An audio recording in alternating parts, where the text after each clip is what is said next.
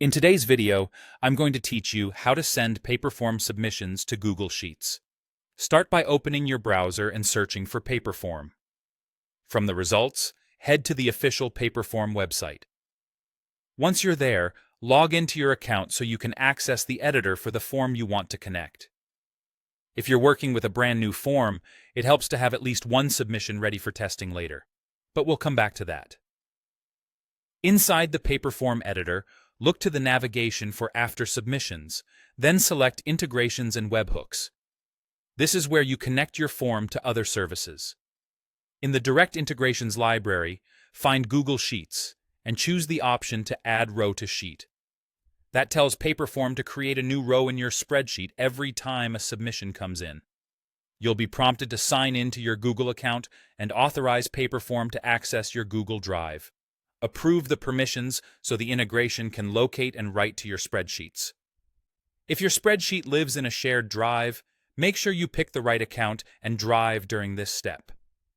Next, choose the specific drive, the spreadsheet, and then the worksheet tab where you want the data to go. It's best if your sheet already has clear column headers in the first row, like name, email, and so on, because Paperform will use those to map your form fields. Paperform will automatically pull the column headers from the sheet you selected. You'll see a list of column names, and next to each one there's a small += icon. Click that icon and select the matching form field for each column. For example, map the email column in your sheet to the email question from your form. Take your time here.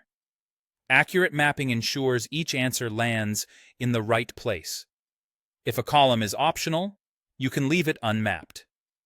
For multi-select answers, consider dedicating one column to a combined list, or separate your data on the Google Sheets side later.